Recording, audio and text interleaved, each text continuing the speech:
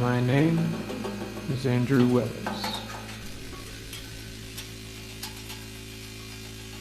This is a piece of what could be termed music, made from digital and analog synthesizers, acoustic guitar, field recordings from the Llano Estacado region of West Texas, a recording of me playing a downed windmill,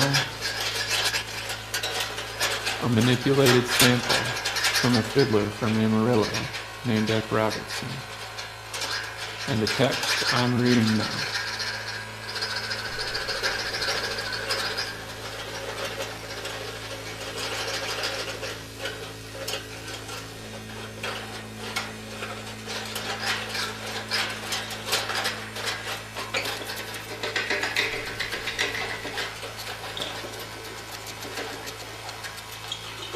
In the 21st century,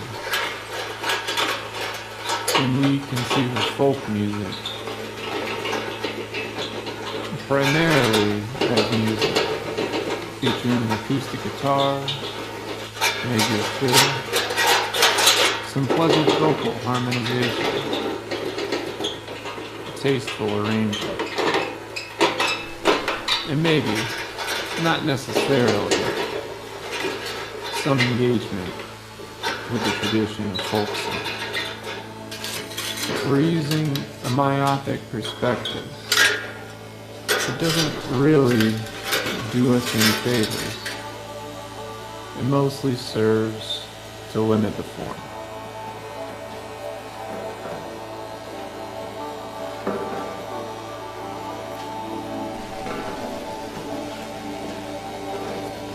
Genre as a whole is not inherent within music, but rather a capitalist imposition invented not to serve music, but to serve commerce. So it stands to reason that in the 21st century, when we can barely sell records, and Spotify and bloodsuckers like them siphon off what little money there is, I don't see what any of us gain by thinking in terms of genre and therefore commerce.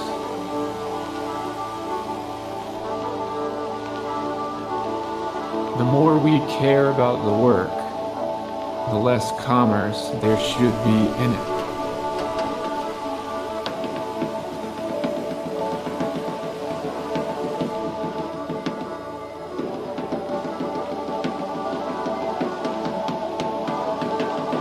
So, if folk music is music of people,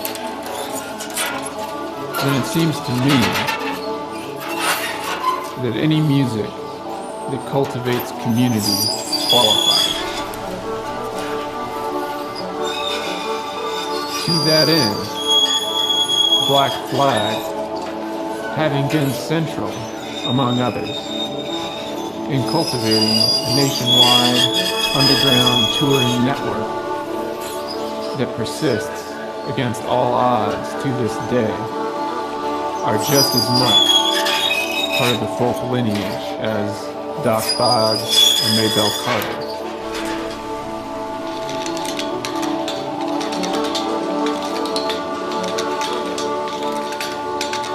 How is a fiddler's convention all that much different from noise musicians driving to Miami every February for the International Noise Conference? All on their own dime. The community sets up satellite shows down the Eastern Seaboard. It's a long drive down 95.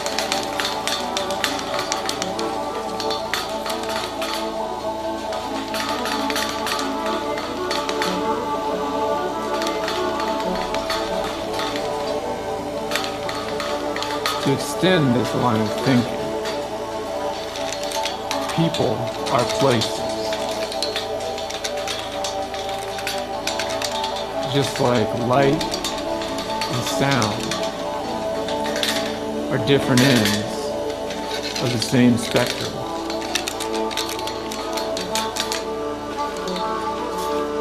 So if folk music is the music of people, then when we make music from a broken down windmill out somewhere in West Texas, it must be folk music.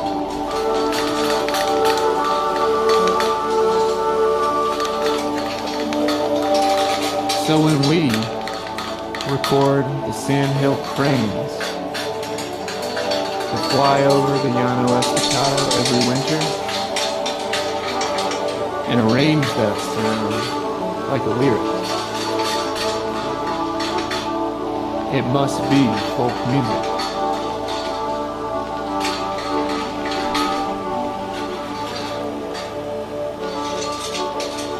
So when we engage with the gift economy of underground touring, or start small tape labels that may or may not make enough money to keep going, it must be folk music.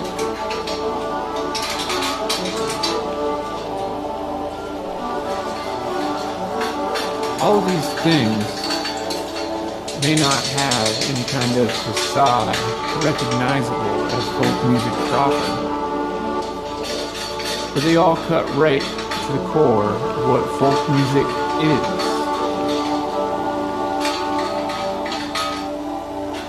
And that's music of people.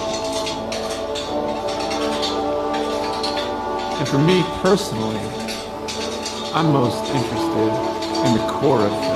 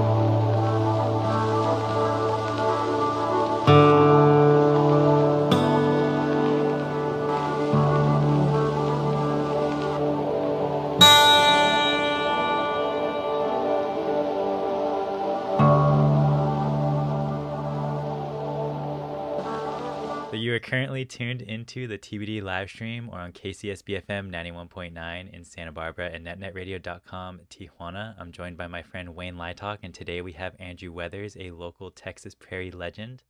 Maybe you know him from his time running the Full Spectrum record label or the dozens of releases he's been mastering for pals. Either way, he's got a full plate. He joins us from his home in Littlefield, Texas. How have you been holding up during the quarantine, Andrew? I've Like, been all right. It's like uh you know, in this like kind of like weird roundabout way, the quarantine has been a little bit of a blessing in disguise for yeah. us. Uh-huh. Because we've been living in Littlefield for like now about 4 years, and we've been renovating this building that we bought in the downtown, Okay. and we've been doing all the work ourselves, and it's like a lot of work. Um, and at the beginning of the quarantine, we were about like halfway done, after 3 years Mm-hmm. with all the renovations that we needed to do. Mm-hmm. And since we couldn't go anywhere or see anybody or do much of anything, we just like really, like last summer, we just really busted ass. Yeah. And um, at the end of this, by the end of this summer, like we had finished my like recording studio and mastering studio That's sick. portion of the building, which was really satisfying and good to just like, you know, get all that like really hard work out of the way, and Mm-hmm. then still have a little bit of like uh more chill time to actually use the space that we Yeah. built. Yeah.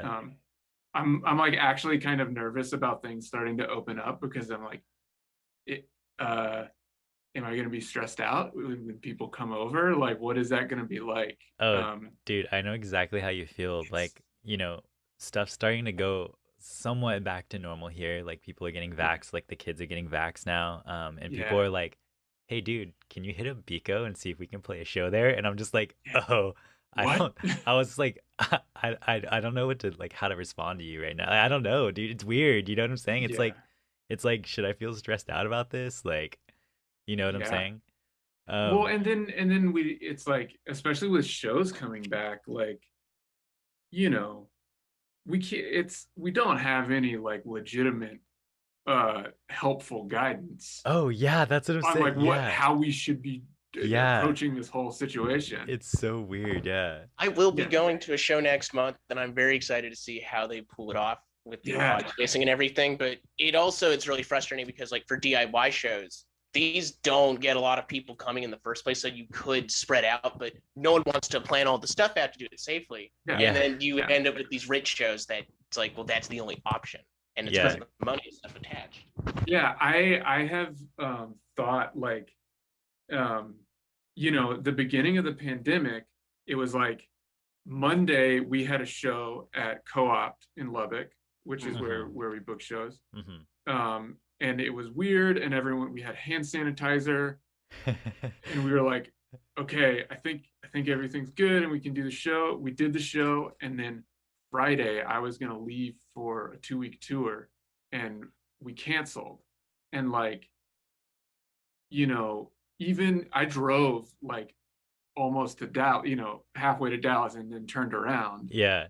And like, that was before any states had done anything, or any like big things had been canceled. And so like DIY was on the like edge of that. And I think it's gonna be like like underground music is gonna be like one of the last things to come back, Yeah. because of what you're saying, that like we don't necessarily have the capacity or like desire or bandwidth to just like deal with what we need to do, Yeah. or like even just like figuring out what we need to do to be safe and Yeah. have like a show. So I don't know, man. Yeah. It's been pretty interesting. I'm excited to see how things are gonna come back. I feel you on the stressed out thing, just Yeah. interacting with people and stuff again, but you know. I guess like what else have you been up to? Have you done any like been doing like virtual gigs? Like how have you adapted, I guess, otherwise? Like you know, I, yeah, I did some like live stream shows right at the beginning. yeah. Um and that was fun. And then it's like I did like 3 or 4 of those, and it was fun. Yeah. And then it got like a little sad. Yeah. Because I could see that, yeah. it's like I'm like sitting there like in my living room drinking a beer, and then like I like type to my friends a little bit. I'm like, cool, thanks for coming. Good to I see know, you. dude. Yeah. And then I just like go eat some spaghetti with Gretchen. And you're like, all right. That is Like, so funny, yeah, dude. I feel like that's literally been my experience, like with any virtual gig that like I have like attended or something with like I guess bigger scene, like the Hazu Mountain ones all the time. I feel like it's just all yeah, the people, Shout out hey, to those. good to see you. Thanks for coming, stuff yeah, like that. yeah. It's interesting. Like, I'm gonna take a bath now. Like, Yeah. cool. And there's like a charm to that, but I miss, it's like shows for me are just as much about like hanging out with people and seeing people Oh as yeah, it is totally. Yeah. actually playing. And Yeah. and it's like it is cool to see people in the text and like, you know, do whatever. But it's just a different thing, and Yeah. it's lacking. And I just like lost the energy to do those performances. And so I haven't done one probably since the summer. Yeah. So you also mentioned too, that you were working on like finishing up some mastering stuff this morning. Yeah. Like, what you have any like major projects I guess you're working on you can talk about, I guess? Like, Oh man, it's like um one big one that I've been doing is there's this kind of like free jazz collective in Durham, North Carolina, or like mostly in Durham, yeah. called Poly Orchard. Okay. It's run kind of like head up by this bassist David Ministre, and I just finished their new album, which is like 3 hours long, That's and crazy. it's totally crazy. That's insane. And I don't really know what is going on. It's like quasi free jazz, but there's a lot more electronic manipulation going on. Yeah. That's It's sick. it's a say that again. I was I just feel saying for that's that. sick. I Yeah. was thinking of Yeah. the trio or a few other people I've seen on Orc tapes doing that. Yeah, it's like it seems like it's a cool development to like keep improvised music alive while we can't Yeah. improvise in the same rooms. So yeah, that one's cool. And then I was working on like a black metal split for American Decline Records. I've been working on a lot of black metal for them, and that's like super fun because it's just different for me. Is that the Shirishi split? Or is that part of one of Patrick's bands? Because I know No, it's not Patrick's band. It's actually I don't know the bands personally, because I'm not super. I love black metal, but I'm not like super clued into like the scene of it, I Yeah. guess. Is American Decline, is that like dude, I can't think of it. Is that like Jordan Reyes almost? Yeah. Yeah. Okay. Yeah, I've seen him talking about that like black metal record or something like that. That's sick. Yeah. It's a sub label, I guess, of American Dreams. or American something? Dreams. Yeah. That's cool. And it's interesting hearing you talk about like your mastering work, just stuff that you're working on in like real time because me and Maddie were personally like introduced to your name by like I guess your engineering work. Yeah. I We feel just kept like on the tapes. yeah, see you like in every like all the liner notes, It's so interesting. And then, we started interviewing more people. I think like, Maurice was like, yeah, our record's gonna be mastered by like Andrew Weathers and stuff. And then like Windtide on like the new computer goes. Anyways, so how did you like become the go-to dude for everybody from the scene to get their masters done? How'd you become the go-to dude? I don't know. It's like I've just been doing it a long time. I think like a lot of people maybe don't realize how long I've been not like active musically or like doing mastering work. Because it basically started when I started the label in 2008. That like, as we were like learning how to do the process of putting out tapes, everyone was like, you got to get it mastered. And I was like, okay, well, I don't have the money to do that, so I need to figure out how to do that on my own. Yeah. And so I did a bunch of the early full spectrum releases, kind of like faking it for a long time, and until I, it's just one of those things that grows really slowly, Yeah. and uh, I've just been doing it forever. And like people like Mari, who, she started hiring me to master her records like regularly well before anybody was doing that. And Oh, so that's interesting. like developing those relationships, and like I think people seeing that like my name is on, you know, most of Mari's Yeah. stuff, Uh-huh. that is like how it turns into being the go-to dude or whatever. Yeah. And also like I think my rates are very competitive. Oh. Because I hate money so much. I like Oh, hell hate yeah.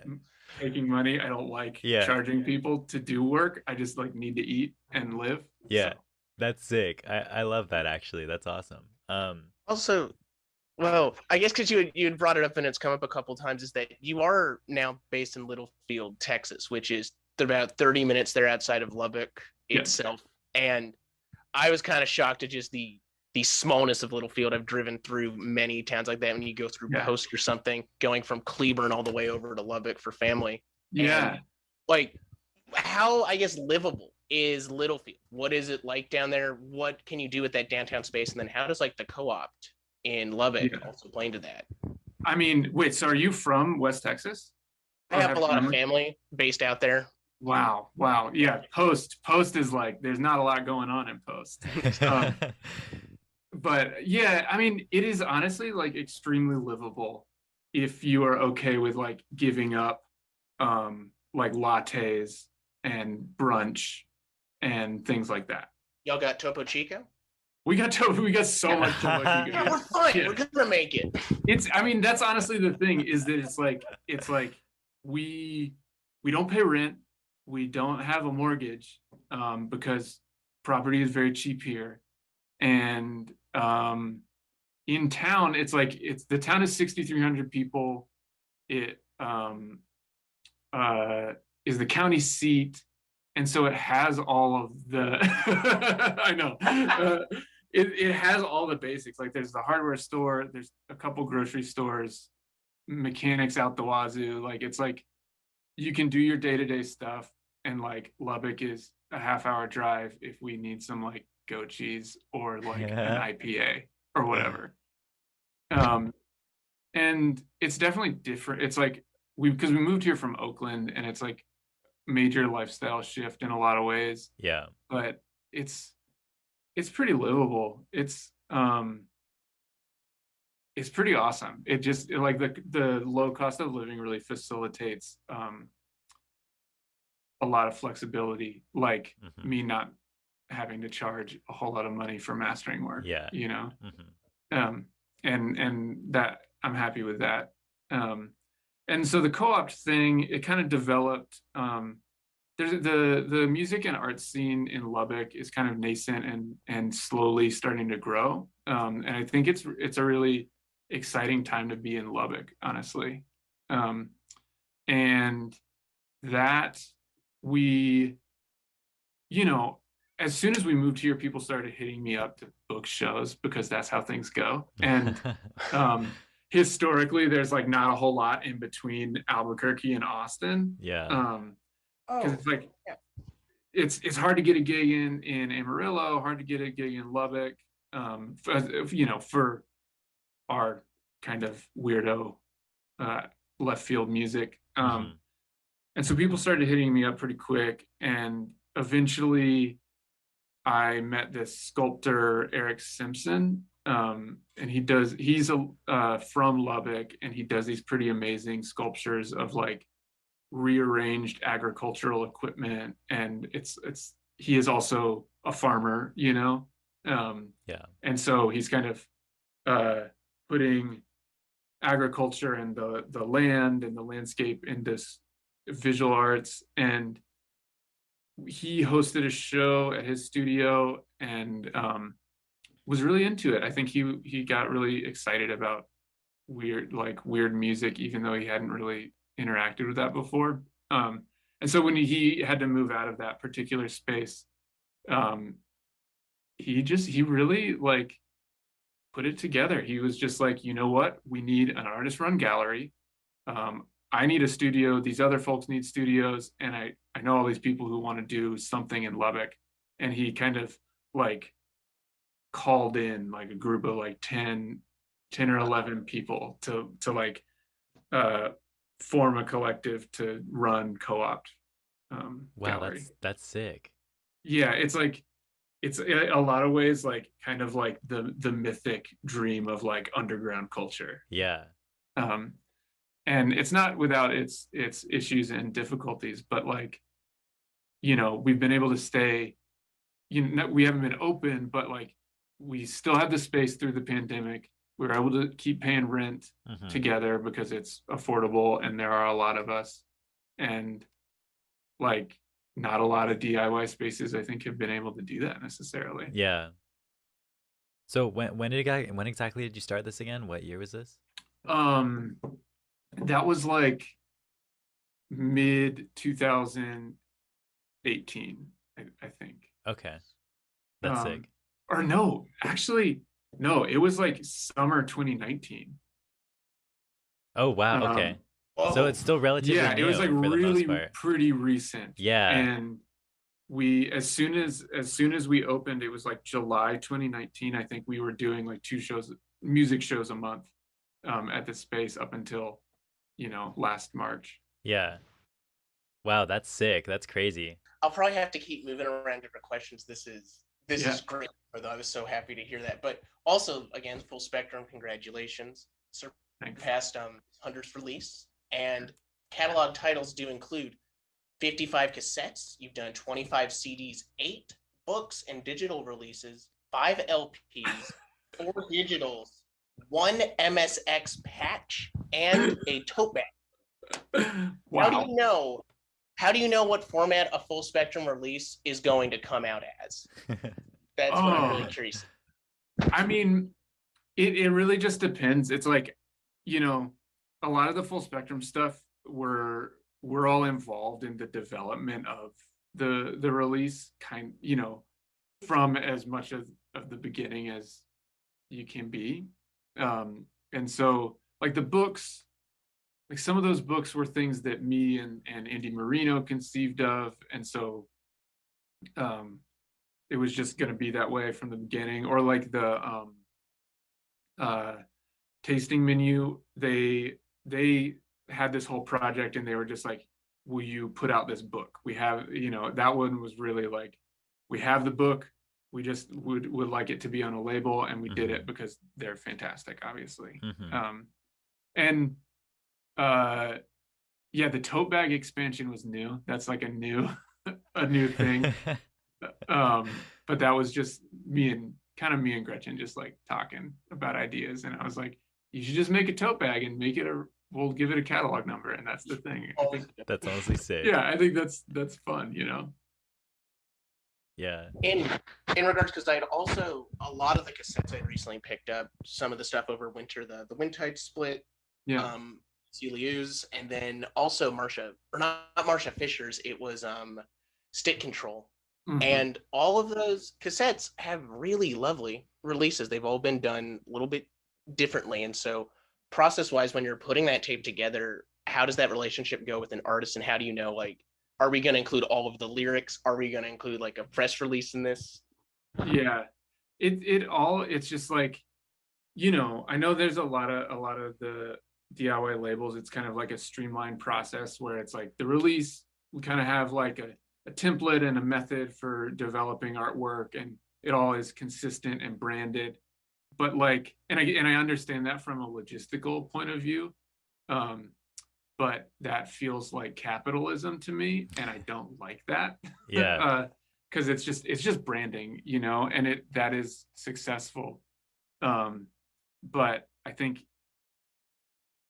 underground music needs to not be capitalism as much as it can be. And so every project is just unique. And Gretchen is a really brilliant visual artist, and, you know, sometimes she does the whole artwork, you know, from the ground up, and just builds it working with the artist. And there's always varying degrees of like, just do whatever, or I have this very specific idea. Like when Gretchen does my album artworks, I'm always like, yeah, it should be this. It would me upside down in a chair, and it's got to be this chair, and it's kind of this like super dialed in process. Yeah.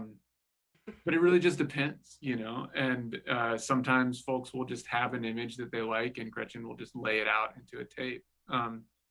Lately, we've been trying to experiment with the form a little more, like with the split release. You know, it didn't have a J card, and it had the etched cases, and I think it's just like it's just fun, and it makes it more exciting for us, and hopefully for other people too. So I saw that you were like working with another label as well, Other Minds Records. Yeah. What can you tell me about Yeah. that one? I'm not too familiar with that one.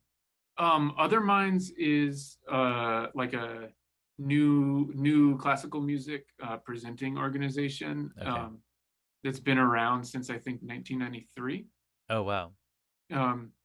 And when I was living in Oakland, after I finished grad school, I started working for them uh, as like the production director, where I was putting on their concerts and doing like that work. There's like a festival every year. We did the first thing I did for them uh, was a Reese Chatham 100 electric guitars event, Oh wow.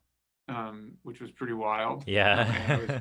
I was in deeply over my head, and it was the most stressed out I hope to ever be.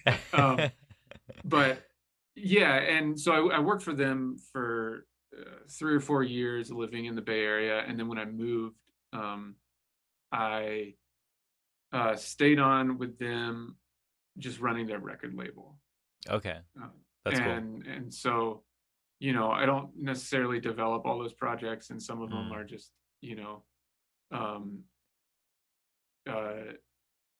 there's a lot of moving parts, and it's that's like kind of my day job, you know, like that's a consistent source of income, and you know, I go to staff meetings and stuff. Yeah.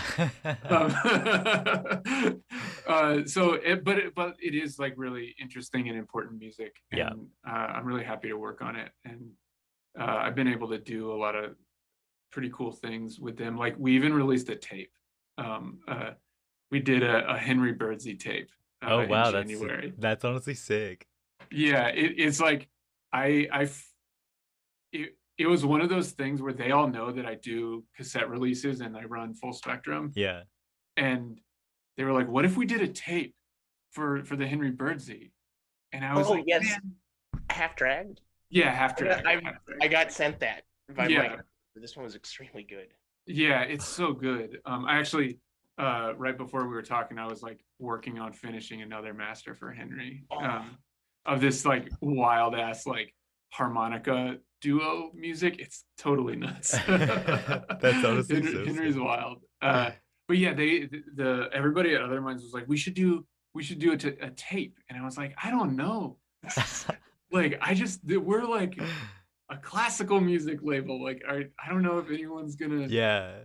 Like, be into it. is that like our And demographic? Like yeah, and I was a little skeptical, but they were convinced, and so we did it, and it honestly went over really well. Like I think Henry was kind of perfect because he has like a cult tape following, Yeah. and so that I think it's like that plus the more classical oriented audience, I think made it work. So I was stoked about that. That's so sick. Yeah, yeah. I think there is a market though for that classical stuff. It is small, and I'm consistently shocked because I'll run around a lot of San Diego tape shops or record places or go through boxes, and I'm looking for Windham Hill and ECM, and there's like one always kind of hiding it. There was a market for this. Again, I have a gut feeling it's there still, but how do you get that? Yeah, I don't know.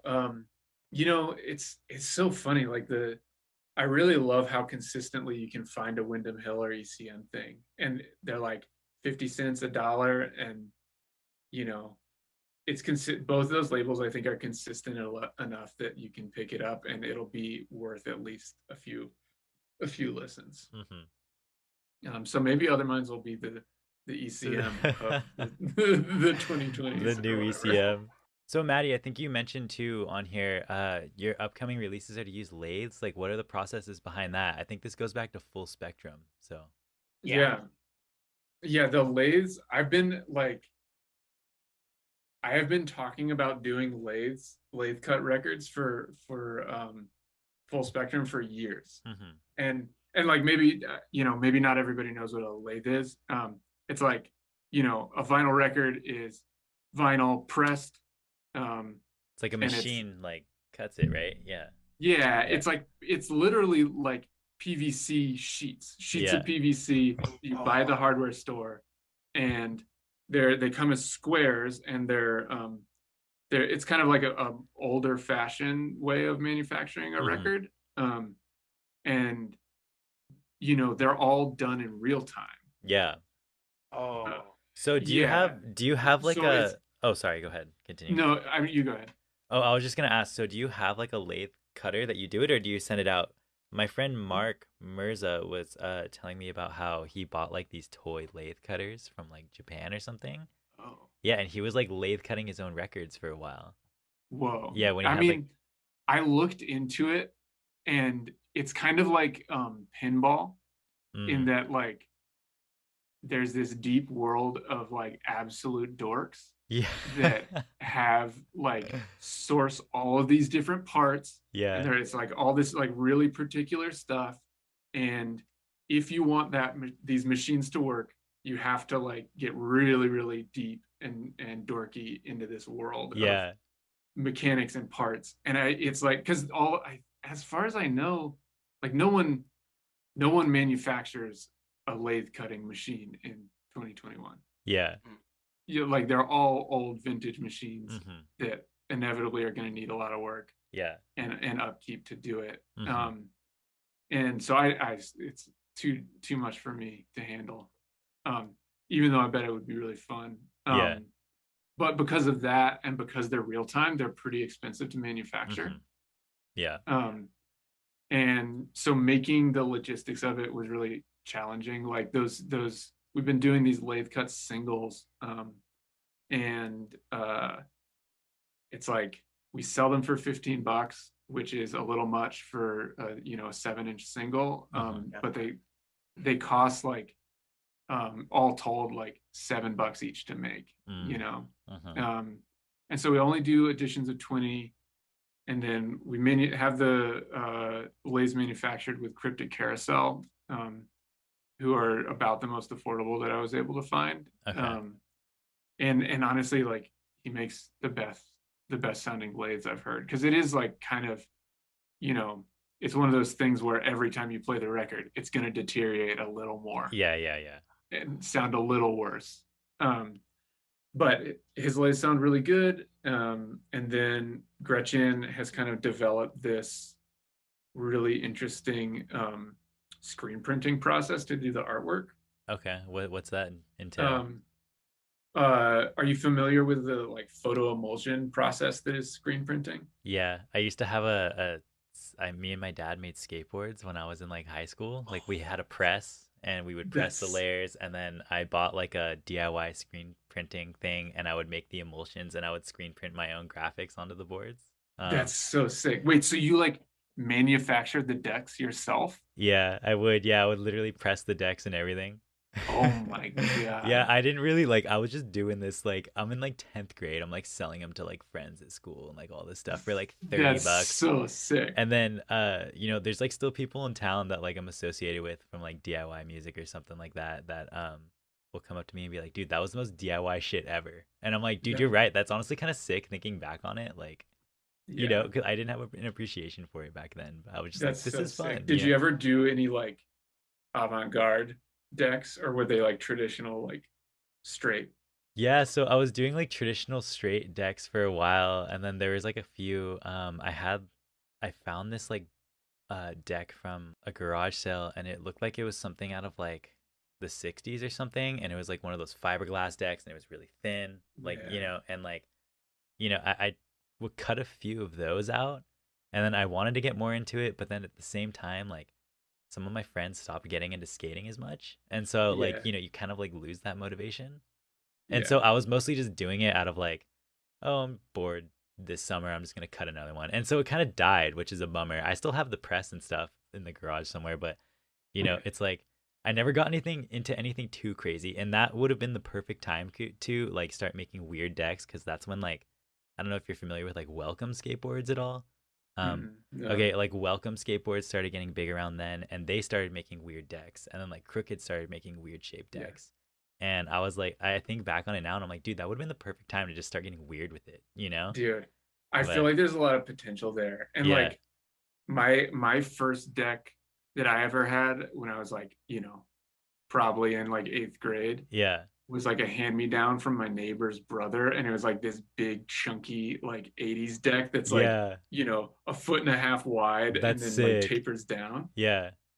And I remember being really embarrassed about it because it wasn't cool, but like Yeah. I still have it and it's like really beautiful and really tight. And No, that's honestly um, cool. Those 80s decks are honestly sick, where they're just like yeah, super fat with like the, thin and get the tail at the end. yeah, My brother is like 18 years older than me, and so he was always into skating and doing stuff on like those huge boards. And I yeah. remember one time I had found his board, like this is like years after he like moved out, but I had found his board, and it was like this old like Rob Roscop.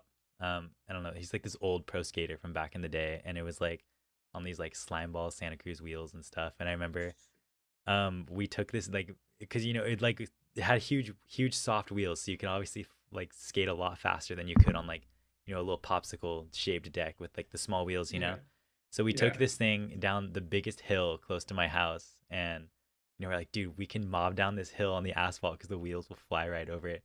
And my cousin took it and hit a manhole and just like Oh, slid, dude. Oh, We're like 10, dude, and he just slid across the asphalt and like had like oh no. this gnarly like road burn. Yeah. Anyways, yeah, that's just my memory with those old decks, and yeah, I just think they're sick. Yeah, that's like how I quit skateboarding. I like Yeah. was like going down a hill on this huge fucking You good? deck and like fell off going down a hill and turned around and it hit me in the face and broke my nose. Oh my And, God, that's after that, brutal. I was like, all right, no more skateboarding. If that was like on video or something, you could probably send that to like Thrasher's like Hall of Meat. I don't know if you guys follow that page, but yeah, do you guys know Yeah, I remember the Hall of Meat. Yeah. yeah, dude. Hall of Meat on Instagram. Follow that page. It's honestly so sick. Yeah, Man, that brutal. it's so brutal. Sometimes I'm watching and I'm just like, dude, I can't. It will say like, Yeah, yeah, it's like it's so sick, but yeah, you have to have like a self-destructive streak that I don't have. yeah, dude, for real. Yeah. Yeah, like the screen printing process is like, and maybe this is like a known thing, but I just didn't know anything about it, is where she'll like take the emulsion, put it on the screen, and then arrange a bunch of like opaque and translucent and semi-translucent objects on the screen hmm and then do the exposure. Oh, that's kind of sick. Um, so there's no like, you don't print out a design, you don't even really make a design, you just kind of uh find, because we have like all these like gyms and toys and just like weird stuff to kind of make junk sculptures out of. Yeah. And yeah, so she just kind of grabs a bunch of things and arranges it in some way, and you just kind of have to accept the result because you've got the screen and it's like that's it, that's what it is. That's honestly so sick. Yeah, So that's what's actually how she did the tote bag as well. okay? there we go. That's Yeah. tight. Oh, that's Yeah. so cool. Can you tell me more about your performance called An Essay on Folk Music? So, like in the piece, you basically argue that, genre is a capitalist invention to support commerce, and if people care just about the art, and if the art is of the people, then noise music per se can be folk music. Did I get that Yeah. right? Yeah, I mean that's Okay. basically the gist of it. It's Yeah. like I a lot of my early music is really indebted to folk music, hmm where I was like trying to like rearrange and rework traditional folk songs. hmm And I moved away from that for various reasons. But I think so. I made that piece initially for the High Plains Public Radio up in Amarillo. They were like hosting a show for at a conference of folk music, like an academic conference. Yeah. And I was like, all right, I guess like I need to talk about how I feel about folk music. Yeah. If I'm going to do this. Because everyone else on the showcase was just like a singer-songwriter doing their thing. Yeah. And the music director at High Plains Public Radio is Ginny Inzerillo, and she's really wonderful and like really supportive of what I do, because she's just like, you're just weird and you do weird stuff and we need that here, so great. And she like throws me wherever she can, basically. And I appreciate that about her. And so this was one of those times. So was it? Oh, sorry. Go ahead. I was just gonna say. So was this like well received there? Like, I don't know. For some reason, I feel like in, Texas. I actually don't know. Maybe I have my demographic wrong, but I feel like people wouldn't take that very lightly. Just being like, genre as a capitalist event. Like. Yeah, I think it was one of those things where it's like I sometimes have trouble explaining things because, things like this, in order to explain the one thing, you have to explain 10 other things back behind it in order to like come to an understanding here, and maybe everything is like that. But I was trying to, with the text in that piece, I was trying to be as clear as I could be. But I wonder if it may be like, there's too much implication in it, where it's like, if you don't know who Black Flag is, maybe talking about Black Flag is like irrelevant to someone. And so I think no one was offended, which it's like, I'm not trying to be offensive, but like I was anticipating maybe a little bit of that. But I think it was just a little bit like, okay, that was really noisy. Why are you banging on a windmill right now? But I think it's like the larger point of it, I think is true. That like, what we think of as folk music, it is really just like this weird time capsule, like trapped in amber thing that only continues to exist so that people can sell it to other people. And like real folk music, I don't want to say real folk music, music that is a developing tradition is a developing tradition. Yeah. And so I think like underground music and punk and noise and whatever it is we're all kind of involved with is like, to my mind, a more valid expression of folk music culture than, whatever is in Singer-Songwriter magazine or like. Great magazine. What is that? Great magazine. Is it? I mean, I have no idea. It's like, maybe it is. I'm sure it's great, but it's like, if you're just still playing the same traditional structures and the same like, couple of melodies, like that's not a developing tradition, and that's like what folk music should be. One of these things about this developing tradition is also that it's tied very regionally to different spaces. And again, some of the tapes that really come to mind immediately for me, it's like Reserve Matinee's Steelworkers Drone, which is really just a walk through a drone zone there. And or even some of the stuff again that was on, the label, really that stick control for drummer, that to me is like a really fascinating piece of folk music. To put it kind of in that realm of a tradition of what it's following. I mean, that's a good example, because it's like that music is derived from material that existed in the early 20th century, and Mira's like putting it in an entirely new context. And it's like, it does engage with like traditions of electronic music and classical music, but if that's not folk music, then like, what are we even talking about? I took And, oh, sorry. I mean, again, these pieces could be small because with the wind tide split that you have, where that is your recording studio that you had talked all the way back to the start of that, you're just kind of doing some sound workshop there, basically. Yeah.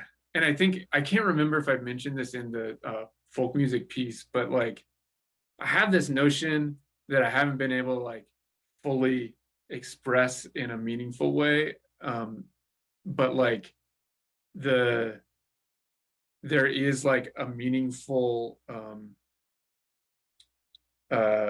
place where a sense of space and acoustic environment and people and people's personalities overlap, you know, and I know that that doesn't really make sense, but that wind tide piece is kind of exploring that notion that like people and place are kind of like different ends of the same spectra. I took a history of rock and roll class in the 8th grade, and one of the main things I remember from this is like any music of the people, you know, is folk, like no matter the genre.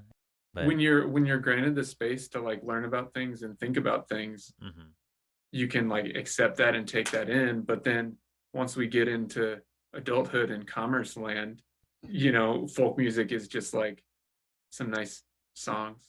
Well, also again, it's like this inability to engage with, I think, the electronics. And I'm thinking also of like Arvo Silo and the work he's done with taking old cassettes and consistently just resending them out with, you know, slashes of industrial noise, or even on like a larger scale, the echo jams that 6 Point never had done, because that really was him making a case of, well, you're surrounded also by this culture.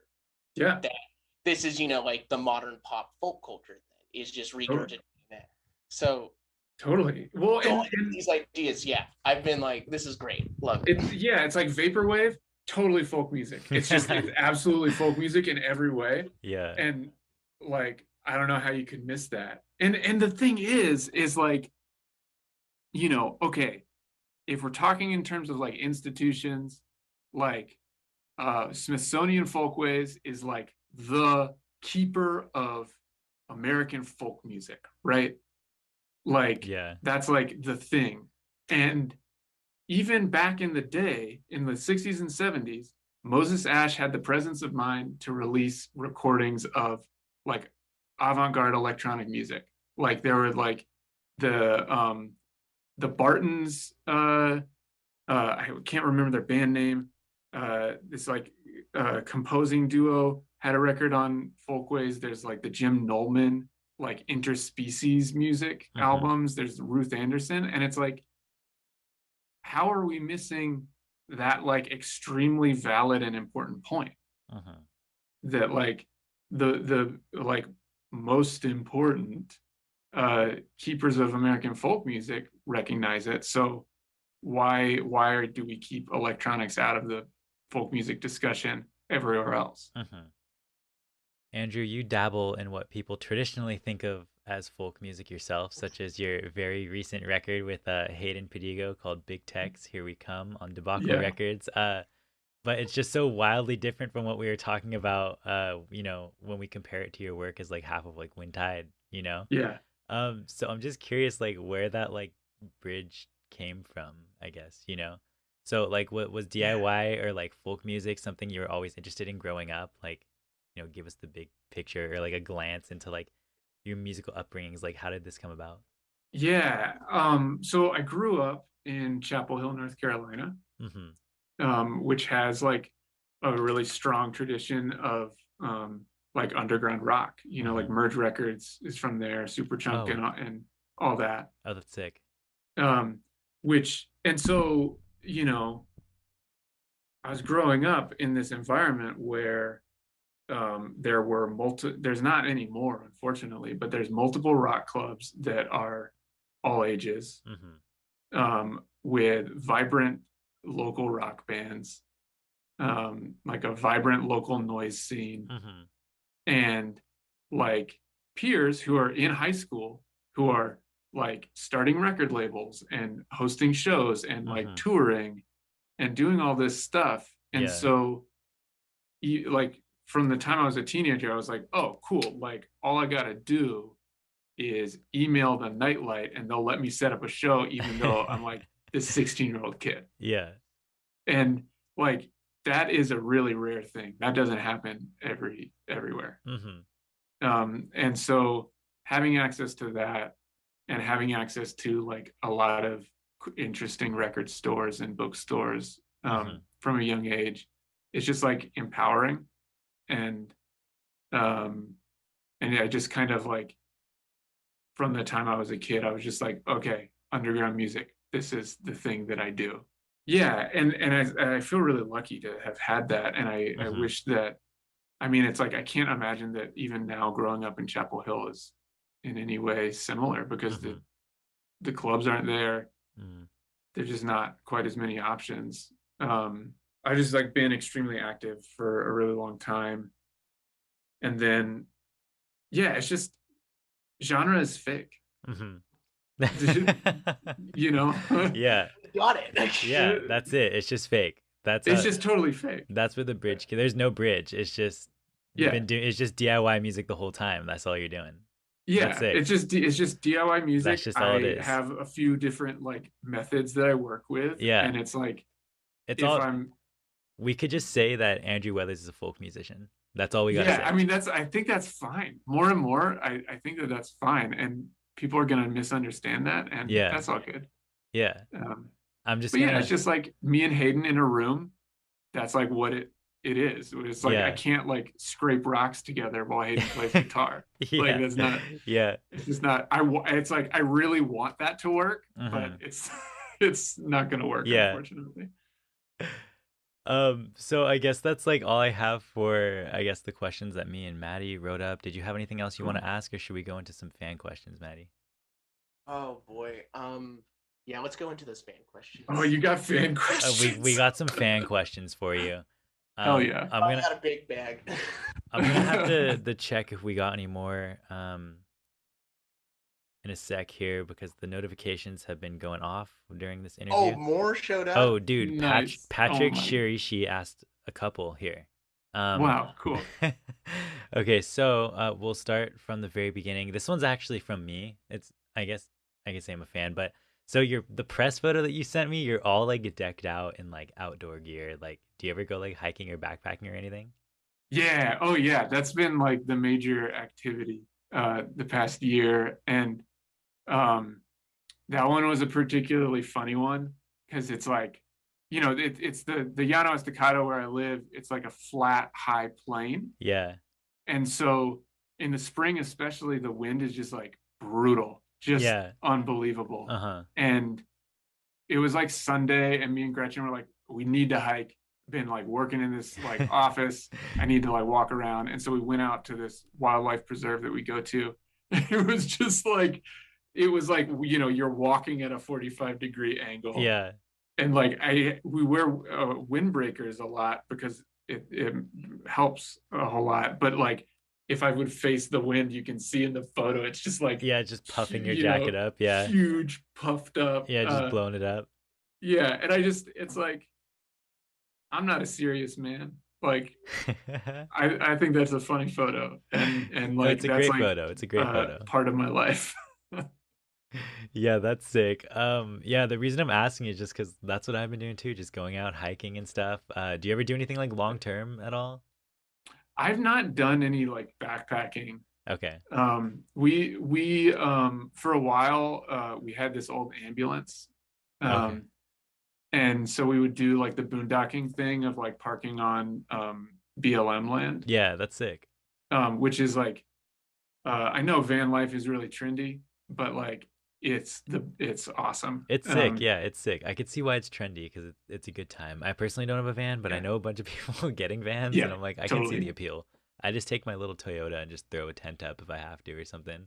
Yeah, totally. I think it's like that's what we've been doing the past few years, just like camping out and doing like day hikes from there. I do want to do some backpacking. I have this map in my studio of the entire Pacific Crest Trail. Oh, that's dope. And like And it's like the way, if I'm talking on the phone, I sit and just look at it. And every time I'm on the phone, I'm like, oh man, I really need to do the PCT. Dude, the PCT's gnarly. I bet it's so gnarly. Yeah, I don't know if I could do it. Like, I follow a few forums. Dude, okay, so like a lot of the people on the PCT use this website called Lighter Pack. Okay. Have you heard of Lighter Pack at all? No. I guess if you're not really into backpacking, you may not know it, but is this like about like maximizing the efficiency of your yes, weight dude, it's so funny. So me and my friends Dude. just been like backpacking a lot. I'm going to Alaska this summer. We're gonna hit Denali, and so we just been going on a bunch of trips, and Denali is a whole other story. Like, there's no trails there or anything, so it's like you kind of just they drop you off on a bus and you just walk, and like amazing. you see that's like the ideal. Yeah, it's gonna be crazy. But anyway, so I've just been trying to like get back. I was way more into it when I was younger. Anyways, Lighter Pack is like this website. You enter all of your gear and all of the weights for your gear, and then it gives you a breakdown of like, where all your weight is coming from in your pack. And right now, my base weight is 21.53 pounds, not including water or food in my pack. Dude. And then I'm wearing 4.61 pounds of clothing, and then so my total is 26.14 pounds. And I forgot why I was talking about that, but the PCT. Oh, the PCT, yes, because everybody on the PCT does that, and I follow a bunch of PCT forums because I'm like, these guys know how to backpack light. But now that I'm getting into it, I'm like, okay, but I also feel like when you're going ultralight and doing something on the PCT, you're literally just inconveniencing yourself for the sake of weight. It's really interesting. Like, I'm looking into like just different gear. And so I was like reading some stuff about like white gas stoves, and I was like, should I go butane or white gas? Because my white gas stove is kind of messed up. But people were like, no, go solid fuel for weight. And solid fuel is literally just a little like piece of metal with two flaps that come up, and you set your pot on the two flaps, and then you have a little like sugar cube looking thing of fuel that you light on fire in this little metal grate. And they're like, yeah, it takes 20 minutes to boil your water, but like the weight, you know what I'm saying? Or like, yeah, but it's so light. Yeah. Or there's this other thing where I have this like really nice water filter that I got like some years back. It has like the ceramic, and then it has like the charcoal for the taste, and it has like the paper filter.